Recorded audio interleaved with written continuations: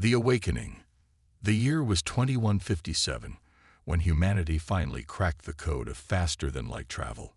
Dr. Samira Patel stood in front of a cheering crowd at the United Nations Space Agency headquarters, her eyes gleaming with pride and exhaustion. Years of relentless work had paid off, and humanity was about to take its first step into the vast unknown of interstellar space. Today, she announced, her voice steady despite the gravity of the moment, we stand on the brink of a new era. The Starbridge Drive is no longer just a theory. It's a reality, and it's going to change everything. As the applause died down, Samira couldn't help but feel a mix of excitement and trepidation. The universe was about to get a whole lot bigger, and humanity was woefully unprepared for what might be waiting out there. The first manned mission using the Starbridge Drive took place just 6 months later.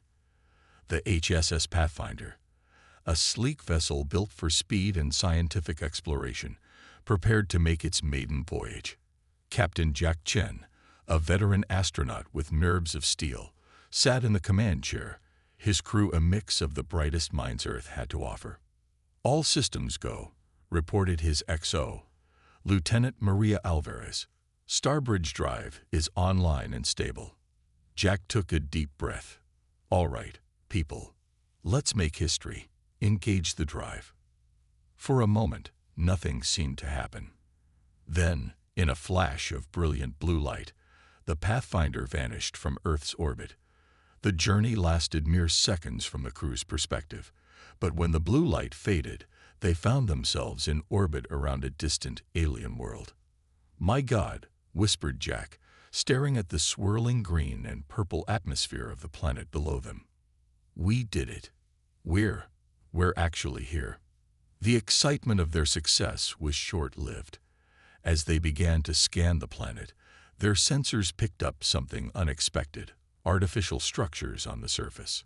"Captain," called out the science officer, his voice tight with disbelief, "I'm detecting signs of advanced technology. And there's a ship approaching us." Before they could react, a sleek silver vessel materialized before them, easily dwarfing the Pathfinder. A melodious voice echoed through their communication system. "Greetings, travelers. We are the Zarkani. Welcome to our world." First contact had been made, and humanity's place in the universe would never be the same. In the months that followed, Earth found itself thrust into a galactic community it never knew existed. The Zarkani, it turned out, were part of a loose coalition of alien races known as the Galactic Council. Humans, with their newfound ability to traverse the stars, were invited to join. Dr. Patel, now serving as Earth's chief ambassador to the Council, stood before the assembled alien representatives. The chamber was a cacophony of different atmospheres, gravities, and biological needs, all carefully regulated to accommodate the diverse species present. "We are honored by your invitation," Samira began, her voice steady despite the butterflies in her stomach. "Humanity has much to learn, but we also have much to offer. We hope that together, we can build a brighter future for all our peoples." The Arcturian representative, a being of pure energy contained within a crystalline structure, pulsed with approval. "Your species shows great promise, Dr. Patel. But tell us, how do you intend to contribute to our shared prosperity?" Samira smiled. This was the moment she had been waiting for. "We bring with us a fresh perspective, a drive to innovate, and a determination that has seen us overcome countless obstacles.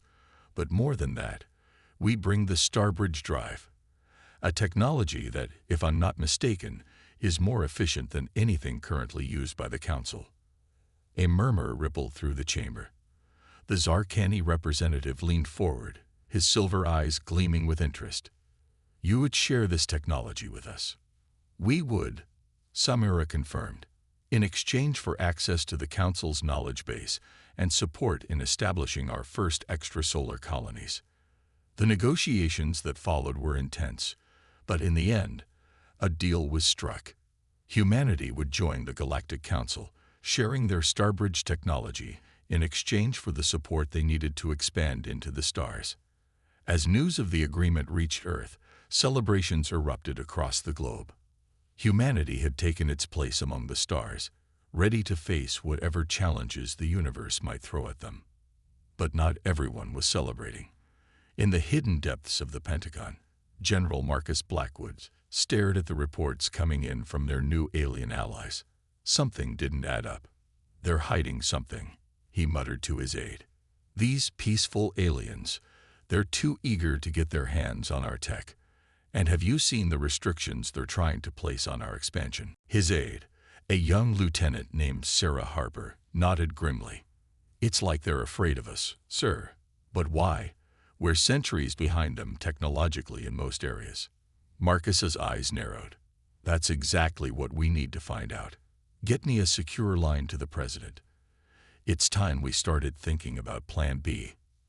As Earth celebrated its newfound place in the galactic community, seeds of suspicion were being sown. Humanity's journey to the stars had only just begun, and the true challenges they would face were beyond anything they could have imagined. In the following weeks, Earth's governments found themselves grappling with a decision that would shape the future of their species. The Galactic Council had extended an offer of membership, but it came with strings attached. Strict quotas on colonial expansion, sharing of all technological advancements, and submission to the Council's authority in interstellar matters. For many, it seemed a small price to pay for the wonders of the galaxy. But for others, like General Blackwood, it felt like a gilded cage. In a closed-door meeting with world leaders, Blackwood made his case. "We can't trust them," he argued, his voice filled with conviction. "They're offering us the stars, but at the cost of our independence. We need a backup plan." President Elena Rossi, her face etched with the weight of the decision before her, leaned forward. "What exactly are you proposing, General?" Blackwood's eyes gleamed. "Project Titan, Madam President. A series of massive, self-sustaining generation ships. If the Council turns on us, or if we need to strike out on our own, we'll have the means to do so." The room erupted into heated debate. The cost would be astronomical, the technical challenges immense. But as the arguments raged, a sense of unity began to emerge. Humanity had come too far to place its fate entirely in alien hands. As dawn broke over the United Nations headquarters in New York, President Rossi addressed the world. "Today we embark on two great journeys," she announced. "We will join the Galactic Council, learning from our new allies and contributing to a brighter future for all. But we will also begin Project Titan, ensuring that humanity always has the means to chart its own course among the stars." The die was cast. As Earth took its first tentative steps into the galactic community, it also began preparing for a future where it might have to stand alone. The age of innocence was over. The true test of humanity's place in the universe was about to begin. Project Titan. The announcement of Project Titan sent shockwaves through the scientific community.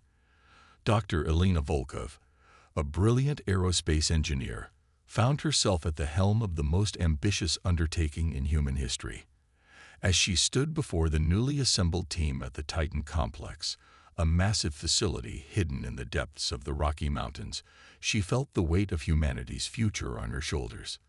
"Ladies and gentlemen," Elena began, her voice echoing through the cavernous room, "what we're about to attempt has never been done before. We're not just building ships, we're creating arcs that will carry the essence of humanity across the stars." The plans for the Titan-class vessels were staggering. Each ship would be over 10 kilometers long, designed to support a population of up to 100,000 people for generations.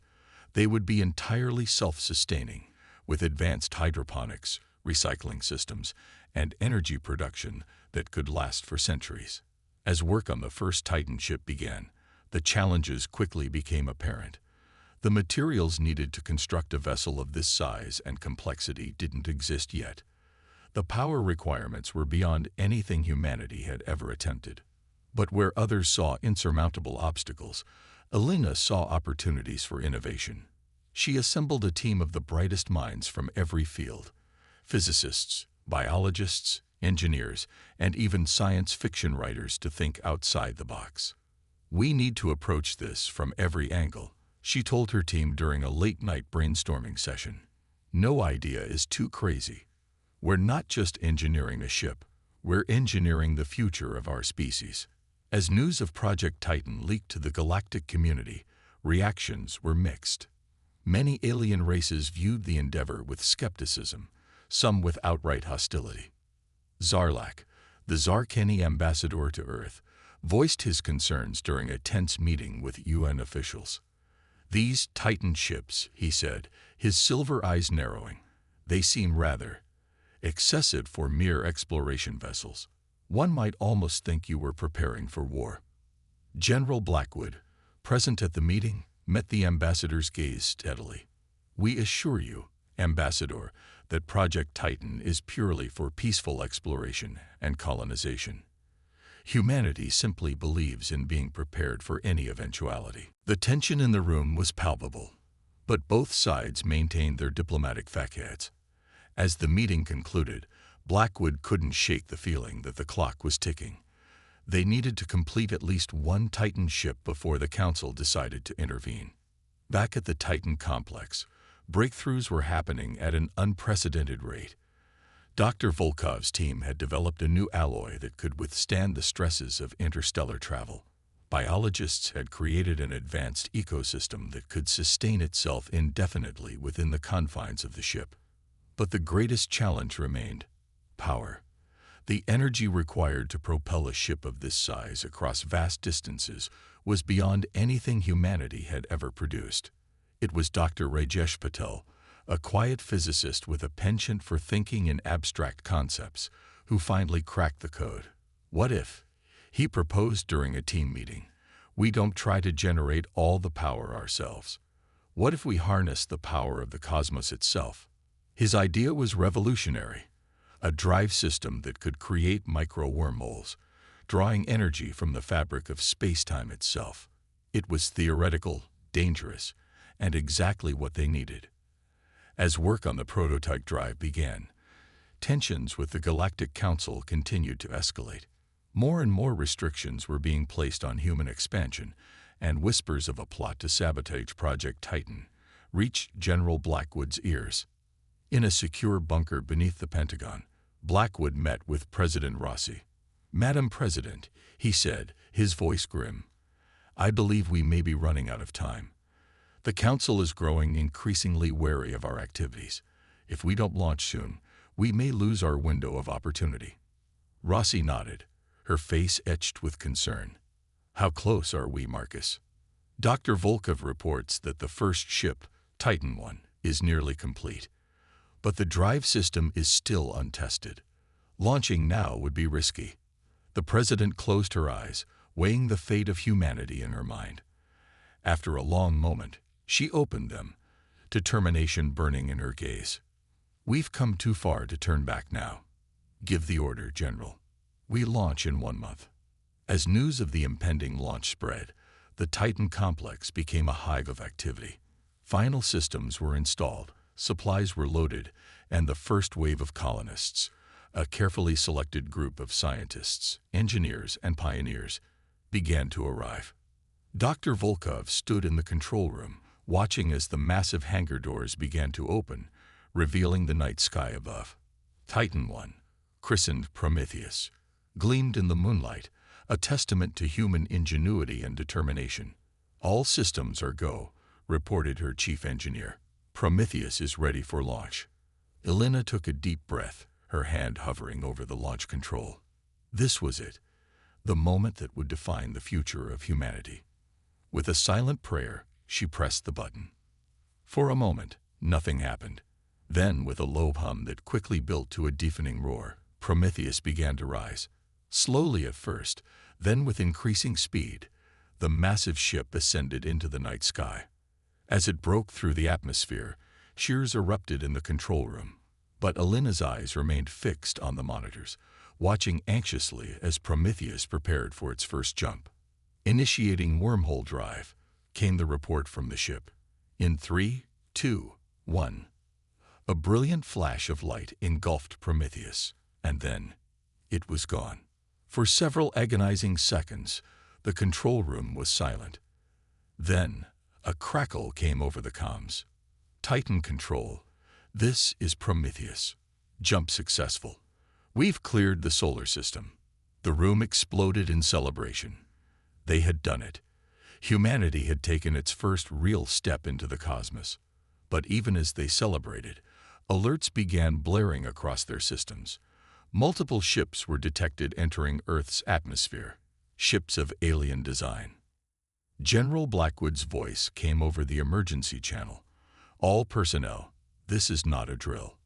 We are under lockdown. The Galactic Council has begun its invasion. As the reality of their situation sank in, Dr. Volkov realized that Prometheus might be humanity's last hope. The true test of Project Titan was about to begin, and the fate of their entire species hung in the balance. Exodus and exploration.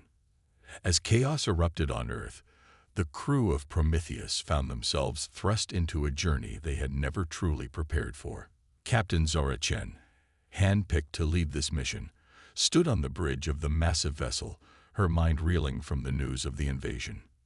"We can't go back," she announced to her crew, her voice steady despite the turmoil in her heart. "Earth is counting on us to survive, to carry on. We must push forward into the unknown." The ship's AI, dubbed Athena, chimed in. "Captain, I've plotted several possible courses based on the limited star charts we received from the Galactic Council. Where shall we set our heading?" Zara studied the holographic display, her eyes settling on a cluster of stars far beyond known space. "There," she said, pointing. "We'll head for the Perseus Arm. It's far enough that the Council shouldn't be able to follow easily." As Prometheus surged forward into uncharted territory, the reality of their situation began to sink in. They were alone, possibly the last free humans in the galaxy, carrying the hopes and dreams of their entire species. Weeks turned into months as Prometheus journeyed deeper into the unknown. The ship's vast hydroponics bays ensured a steady food supply, while the advanced recycling systems maintained a delicate balance of resources. But it wasn't just physical needs that needed tending to. Dr. Maya Sato, the ship's chief psychologist, found herself working overtime to help the crew and colonists adjust to their new reality. "We're not just traveling through space," she explained during a community meeting. "We're navigating the complex emotions of loss, fear, and hope. Our mental resilience will be just as important as our technology in ensuring our survival." As they traveled, Prometheus encountered wonders beyond imagination. They witnessed the birth of stars in stellar nurseries, narrowly avoided being pulled into a black hole, and discovered planets with environments so alien they defied description. Each new discovery brought both excitement and challenges. The ship's team of scientists, led by the brilliant but eccentric Dr. Elias Nkosi, worked tirelessly to study and document everything they encountered.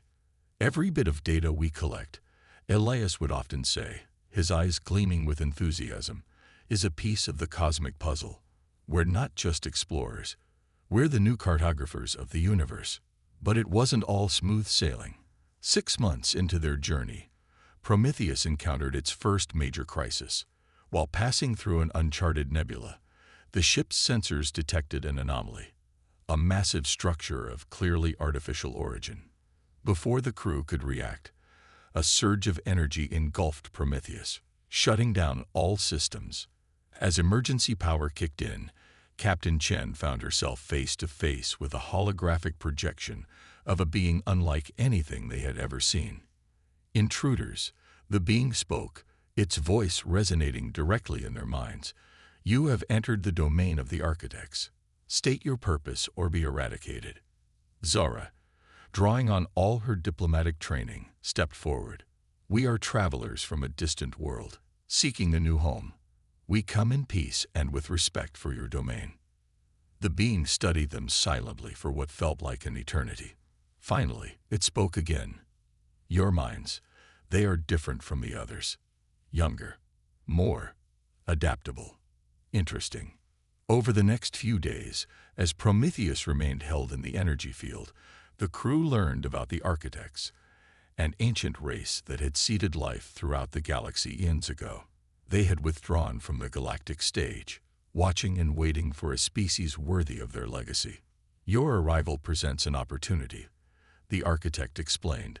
We will grant you passage and knowledge, but in return, you must undergo a trial. Prove your worth, and you may yet play a role in the grand design of the cosmos. The trial set before them was daunting, a series of challenges testing not just their technological prowess, but their ethics, creativity, and ability to work as a unified whole. It pushed the crew of Prometheus to their limits and beyond. Dr. Nkosi's scientific acumen, Dr. Seto's understanding of the human psyche, and Captain Chen's leadership were all put to the ultimate test.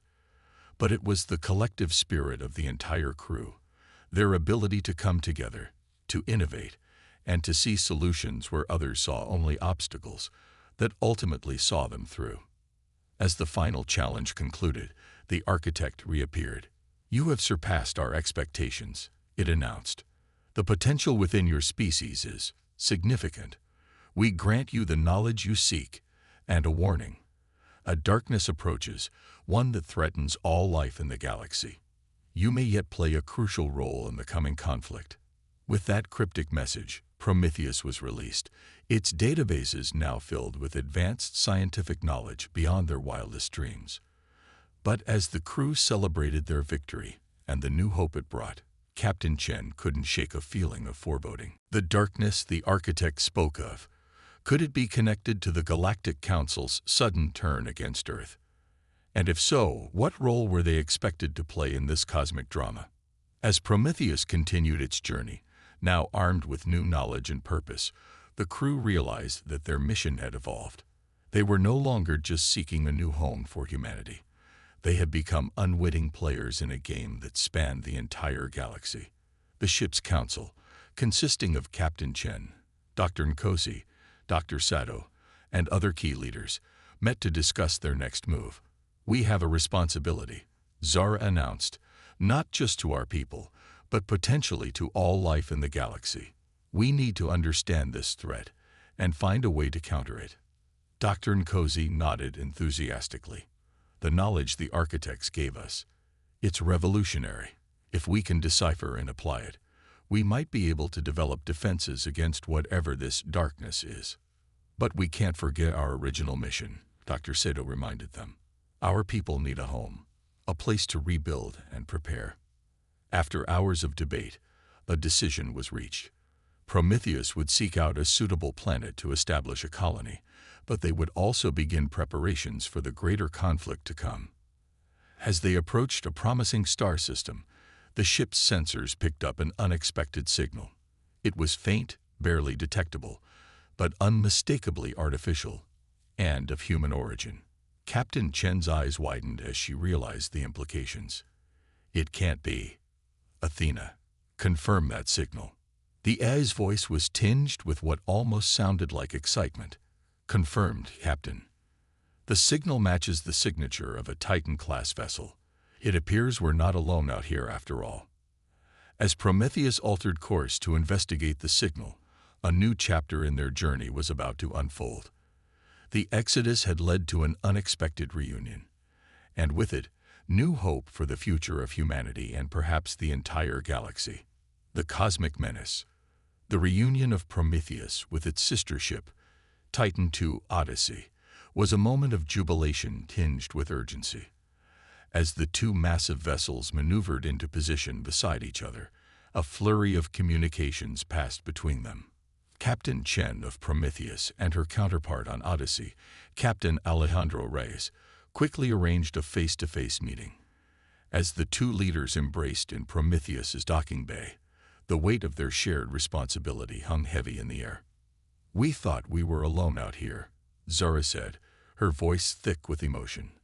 Alejandro nodded, his eyes reflecting the same mix of relief and concern. As did we, but it seems the universe had other plans.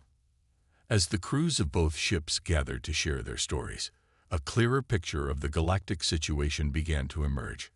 Odyssey had escaped Earth just hours after Prometheus, taking a different route through space. They too had encountered wonders and challenges, including brief, tense encounters with scout ships from the Galactic Council. But it was Odyssey's most recent discovery that sent a chill through both crews. They had detected massive energy signatures moving through the galaxy, consuming everything in their path. Entire star systems were going dark, vanishing from the cosmos as if they had never existed. Dr. Elias Nkosi, poring over the data from both ships and the knowledge granted by the architects, finally pieced together the horrifying truth. "It's not just a threat," he announced to the assembled leaders, his voice grave. "It's an infection of reality itself." Using the advanced holographic systems of Prometheus, Elias displayed a model of the galaxy.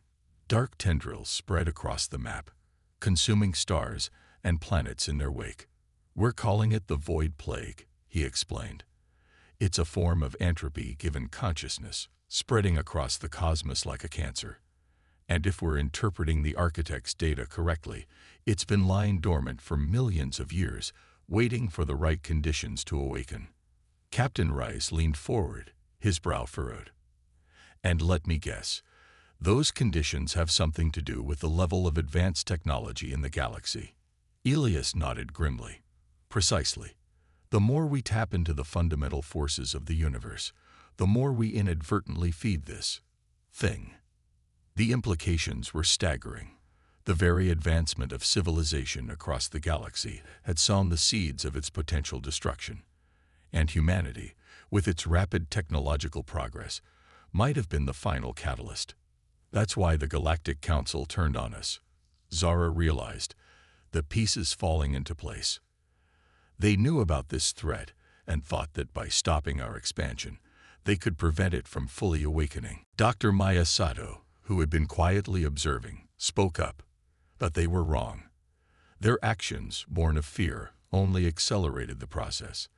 By causing conflict and driving us to push our technology even further, they've made things worse. A heavy silence fell over the room as the full weight of the situation sank in. They weren't just facing an alien invasion or a hostile galaxy. They were up against the potential end of all existence. "So what do we do?" Captain Rice asked, voicing the question on everyone's mind. "How do we fight something that consumes reality itself?" All eyes turned to Dr. Nkosi, who took a deep breath before responding. "The architect's data suggests a possible solution, but it's insane." He manipulated the holographic display, showing a complex series of equations and diagrams. "We need to create a pocket universe, a bubble of reality operating under different physical laws, a place where the void plague can't exist." The room erupted in a mix of disbelief and frantic questions. Create a new universe? It seemed impossible, beyond the reach of even their advanced technology. But Captain Chen, her mind racing with possibilities, saw the spark of hope in this mad plan. "We have 2 Titan ships," she said, her voice cutting through the chaos.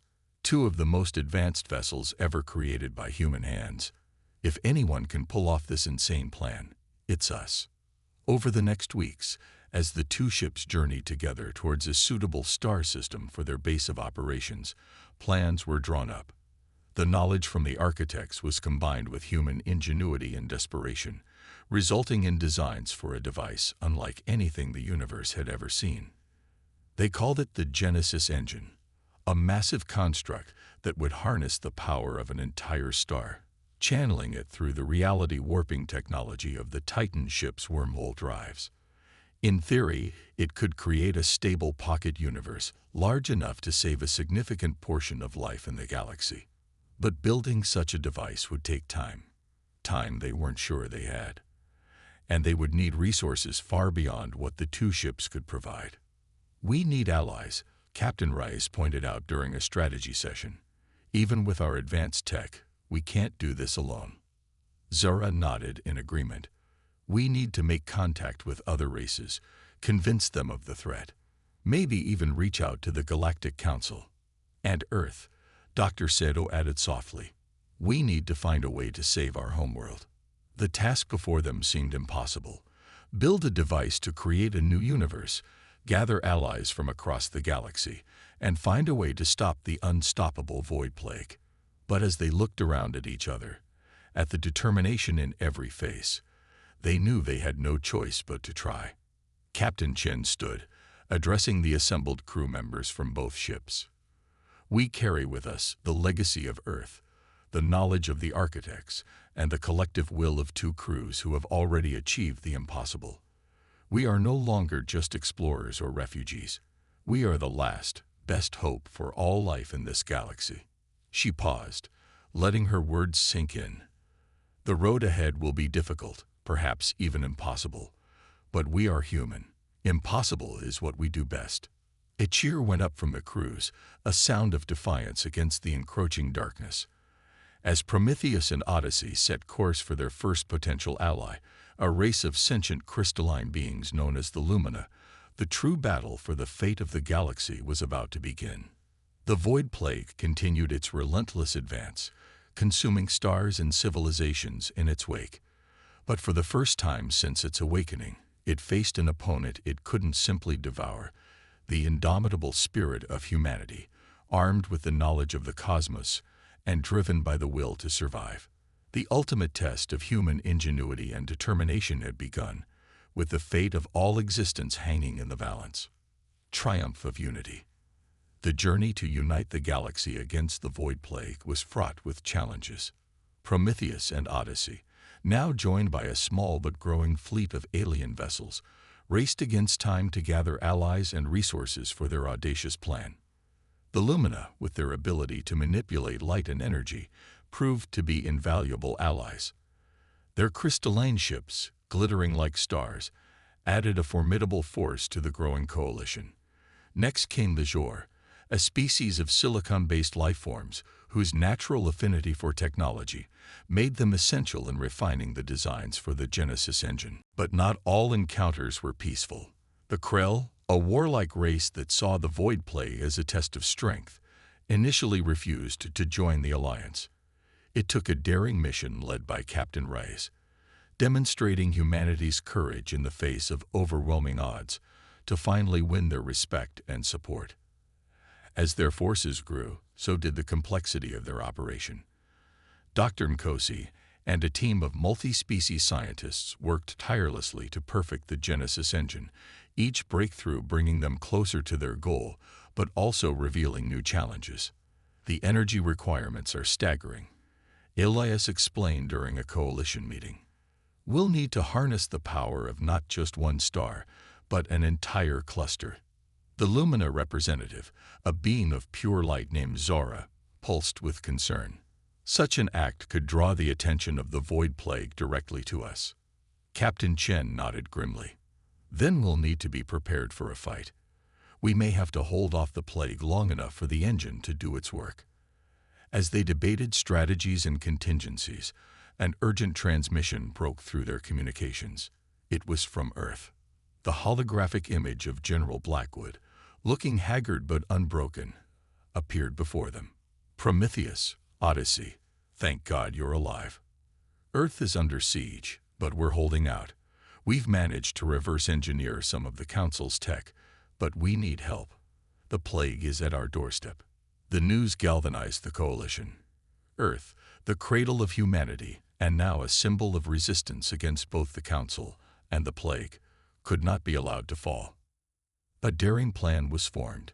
While the main fleet would continue work on the Genesis engine, a strike force led by Odyssey would punch through the Council's blockade to reach Earth. Prometheus, with its more advanced scientific facilities, would remain to oversee the engine's completion. The battle for Earth was unlike anything in human history. Odyssey, backed by a mix of human ingenuity and alien technology, tore through the Council's defenses. The Krell warships, hungry for glorious combat, gleefully engaged the plague's tendrils, their energy weapons seeming to push back the encroaching darkness.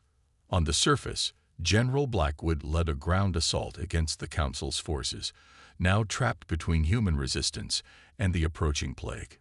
In orbit, Captain Reyes coordinated the space battle, his tactical genius combining seamlessly with the diverse abilities of their alien allies.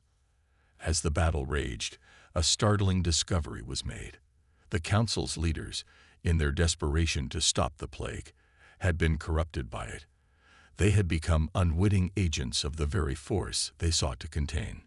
In a tense confrontation aboard the Council's flagship, Captain Rice faced down the Supreme Counselor, a once wise being now twisted by the plague's influence. "You don't have to be a part of this," Alejandro pleaded. "Join us. Together, we can find a way to stop it." For a moment, clarity seemed to return to the counselor's eyes. Perhaps we were wrong about humanity. Your adaptability, your relentless drive, it might be the key we've been missing all along." With the Council's surrender, the combined forces of Earth and the Coalition turned their full attention to holding back the plague. But time was running out. Back at the star cluster, Prometheus and the remainder of the fleet worked feverishly to complete the Genesis engine. As the massive device took shape, drawing power from the surrounding stars, the Void Plague seemed to sense the threat to its existence.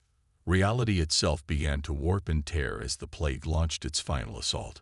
Stars went nova, planets crumbled, and the very fabric of space-time threatened to unravel.